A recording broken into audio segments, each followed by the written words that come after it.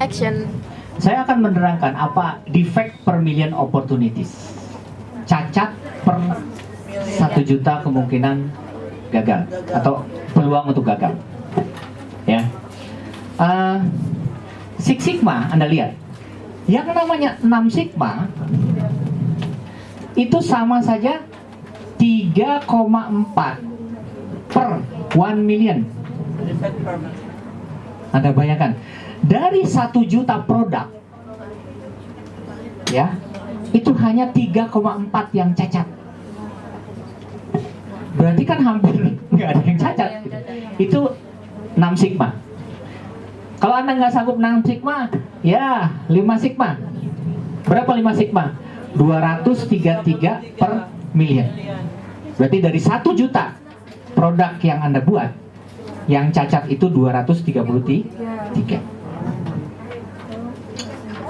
Nggak bisa juga, ya.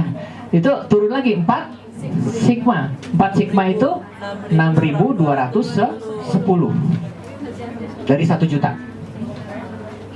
Indonesia, nah saya kasih tahu ya, ini juga belum sampai.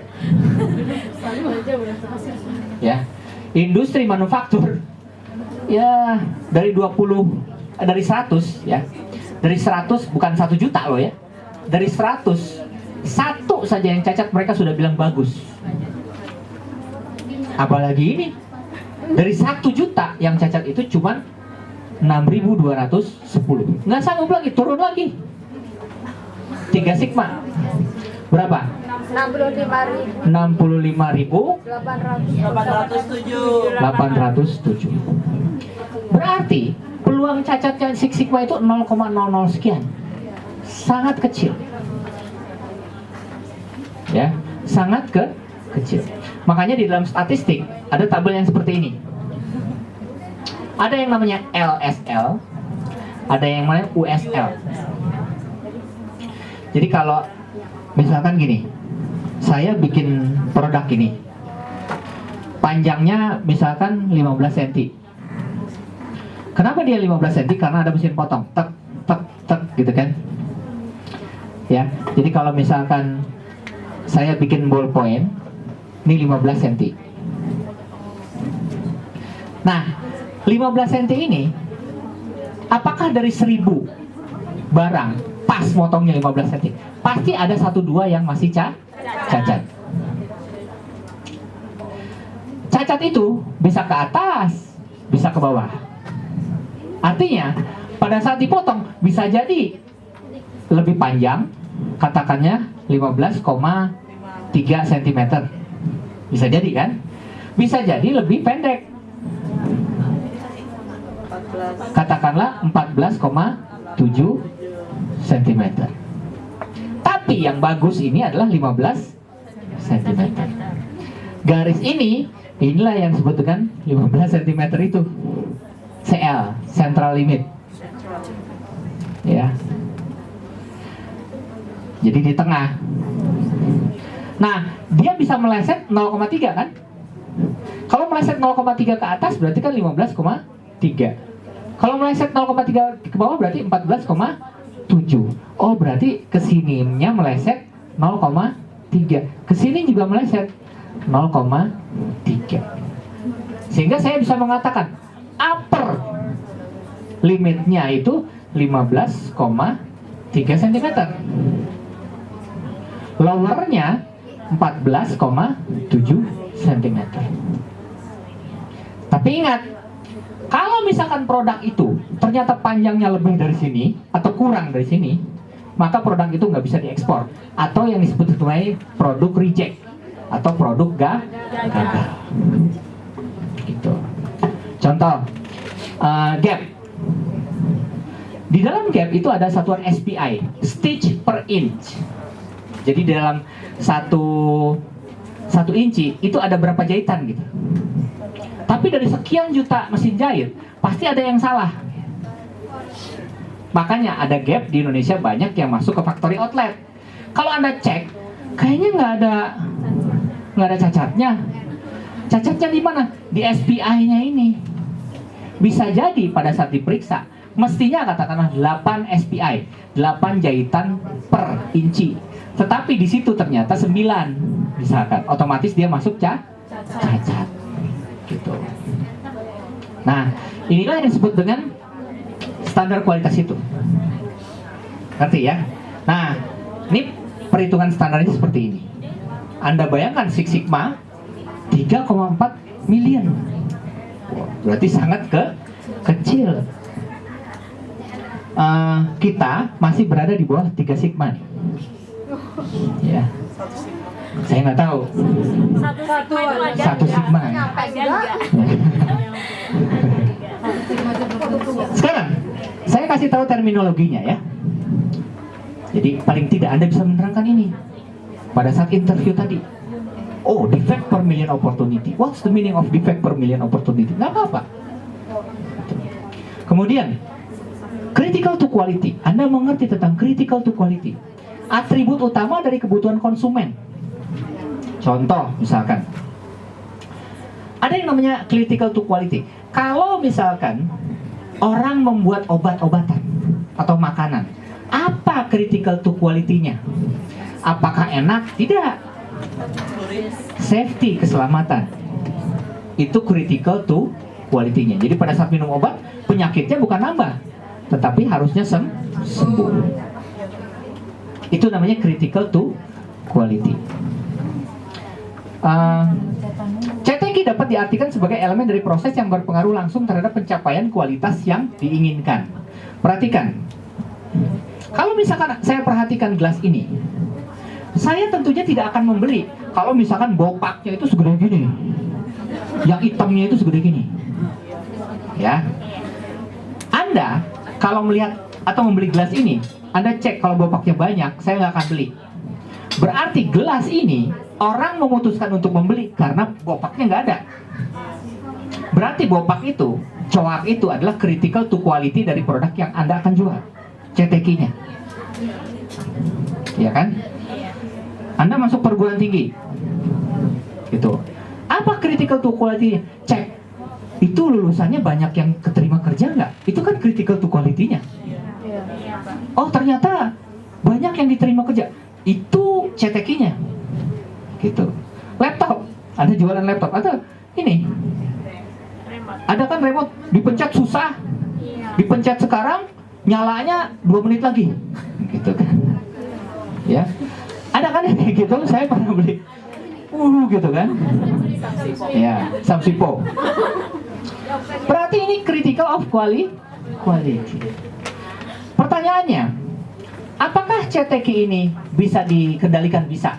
Dari mana kita mengendalikan CTQ? Dari proses. Apakah bopak bisa dihindari? Bisa. Gimana caranya kita cek? Pada saat terjadinya bopak, apa yang menyebabkan terjadinya ini? Kan bisa dicek mesinnya yang mana, atau bahannya yang bahannya yang kurang.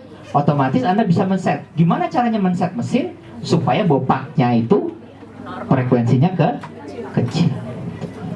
Itu yang disebut dengan critical to quality.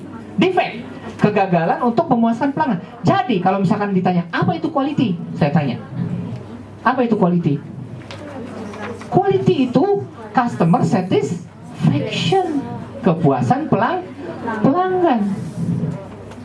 Baru tahu kan? Kamu baru aja QC, apa itu quality? Intinya quality adalah kepuasan pelanggan. Sekarang saya tanya, apakah yang berkualitas itu mahal? Belum tentu. Contoh gini, gaji saya misalkan 400.000, pekerjaan saya hansip. Ya. Pada saat saya main badminton, saya butuh sepatu dong. Tetapi tidak mungkin saya membeli sepatu Nike yang harganya 500.000. Ya. Otomatis kalau saya beli sepatu itu, saya nggak puas. Kenapa? Mau makan apa saya sampai akhir bulan? Gitu. Tidak selamanya yang quality itu mahal. Akhirnya saya beli sepatu capung di Kampung Melayu yang harganya 25.000 perak. Pada saat saya beli sepatu capung itu, puas nggak? Puas. Intinya adalah customer satisfaction, kepuasan customer. Jadi jangan sampai Anda mengatakan bahwa yang namanya quality is Hermes. Salah. Belum tentu. Quality is Asik resek. apa? One foto ya. Apa? One foto. Louis Vuitton, gitu kan? Nggak bisa begitu. Ya kan, nggak bisa begitu. Sebab apa? Pada saat membeli itu, apakah Anda satisfied? Tidak. Korea. Iya, saya harus beli tas seharga 100 juta, mikir saya. Ini buat beli mobil aja. Gitu kan. Berarti kan customer satisfaction-nya di mana? Oke. Berikutnya adalah proses capability. Gini nak, barang akan jadi bagus itu kalau prosesnya bagus. Makanya Anda harus kendalikan prosesnya. Nggak bisa kita kendalikan pas di ujung. Anda bikin kue, bolu kukus. Wah, ternyata apa tuh? Ampos gitu ya. Nggak mengembang. Nggak mengembang. Bantet. Sekarang saya tanya, kalau udah jadi bantet, apakah bisa dikendalikan? Tidak. Anda bisa mengendalikan pada saat proses dan sebelum proses. Makanya di sini ada yang namanya proses capability. Bisa diatur nggak? Bisa. Gimana caranya? Oh, setting suhunya sekian, waktunya sekian detik, ngadonnya seperti ini, berapa kali putaran, semua dirumuskan. Sehingga Anda mengulang 100 kali pun persis akan mengerjakan produk yang sama. Gitu. Contoh roti boy, sekarang buka di Samsuipo, halal, di Mongkok. Ya. Gimana caranya bikin roti serenyah itu? Roti nomor 1 sampai roti nomor 2000 rasanya persis sama, itu quality. Ya, itu yang disebutkan proses capability. Gimana? Karena dia sudah menemukan rumusnya. Oh, cetak suhunya segini. Pada saat dimasukkan harus pada detik kesekian. Kan itu semua bisa di set. Itu yang disebutkan capability. Kemudian itu Anda record. Sehingga pada saat Anda ulang, tetap hasilnya sama. Variation. Di dalam quality, gimana caranya variation itu kecil? Semakin banyak variasi, jelek itu kualitasnya. Masa? Coba aja Anda bikin roti boy. Yang satu ukurannya segini, yang satu kelebihan 2 cm, yang satu kelebihan, kan coba. Pernah nggak Anda lihat ya roti atau misalkan di sini di mana apa tuh? Saint Honore gitu kan? Ya, ukurannya sama, tetapi untuk satu jenis item yang sama. Enggak kan? Rapi gitu, pas banget ukurannya. Sampai posisi-posisi apa tuh buahnya ya, yang ada stroberi di atasnya, itu sudutnya pas sama seperti itu. Artinya apa? Semakin banyak variasi untuk satu jenis produk and item yang sama, itu semakin jelek. Jadi, quality mau bagus, variasinya ditekan. Gitu. Gak usah jauh-jauh, di Hongkong Anda suka lihat alpukat kan? Kenapa alpukat Indonesia nggak bisa masuk Hongkong? Karena variasinya terlalu gede. Ada yang bulat, ada yang lonjong.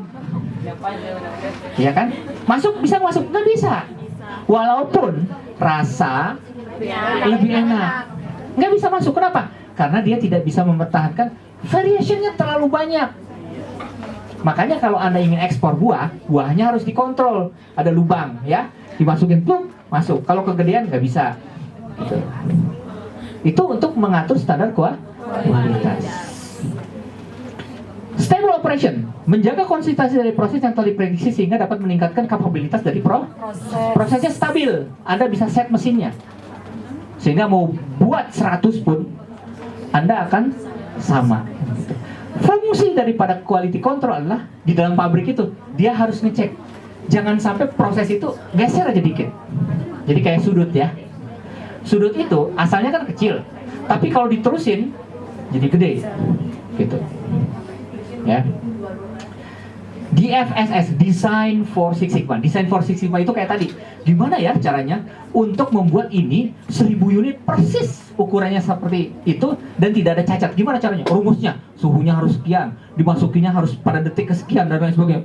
Itu yang namanya Design for Six Sigma. Gimana ya caranya supaya MTR kita telatnya itu 1 detik? Oh, cara